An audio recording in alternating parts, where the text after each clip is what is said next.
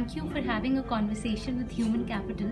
My question to you is, how significant is talent management in terms of creating a culture of innovation at workplace?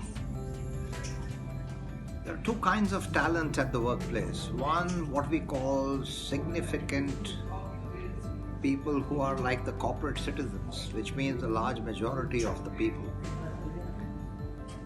And so I call them the significant many. And there are others who are the chosen few, which is what companies try to identify, which is top talent.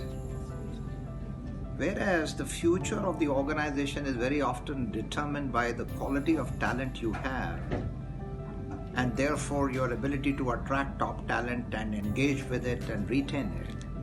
But if this talent doesn't know how to engage with the rest of the organization, which we call significant others, then I think innovation will not occur. It will remain only as creative ideas. So I think talent management is very important, not only to hire talent which is extremely good, but also that should be given the capability of engaging with the ordinary citizens of the company so that together they can enable innovation to occur. My next question to you is, what are the biggest challenges in terms of talent acquisition and retention strategies to compete in today's talent market? India is very paradoxical. On one hand, we say we have a large number of people looking for jobs. On the other hand, companies don't find the right kind of talent. And the reason this happens is because the kind of things your organization is specifically looking for, first of all, there has to be a right fit in terms of matching of values.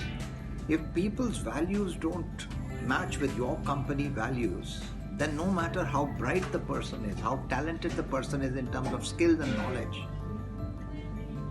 person will not be able to do the best in that company. We won't be able to get the best out of the person. So in acquiring talent, I always say to people, hire people for your company, not for a specific job. If you know how to assess values, and if you know how to assess potential of people means the way people learn, the way people think, the way people relate, the way people have ability to execute. I call them the four fundamental capacities, which is called talent: learning, thinking, relationship, and action. If you know how to assess this properly, then you are able to get a good job, you are able to do a good job of talent acquisition. What are your views on organizational design and capability building to create a culture of innovation? India is a very large country and we have some very big challenges. The only way we can meet these challenges is to go on a track of innovation. Innovation requires, first of all, the large amount of people to be inspired by the larger purpose of building this country and building their own organizations. That pride has to be there in their hearts.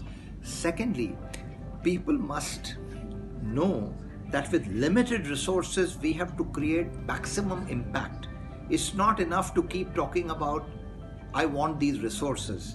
I think innovation will occur when we learn what we call through frugal resources, lead in such a way that we can do a lot with that.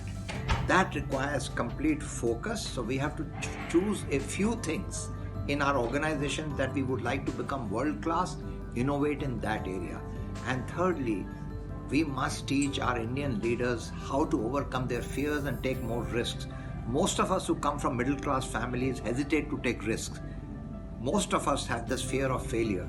We need to create a culture where people can say, this is my company, I can experiment, I can fail, I can learn out of that. And that would lead to significant breakthroughs in innovation.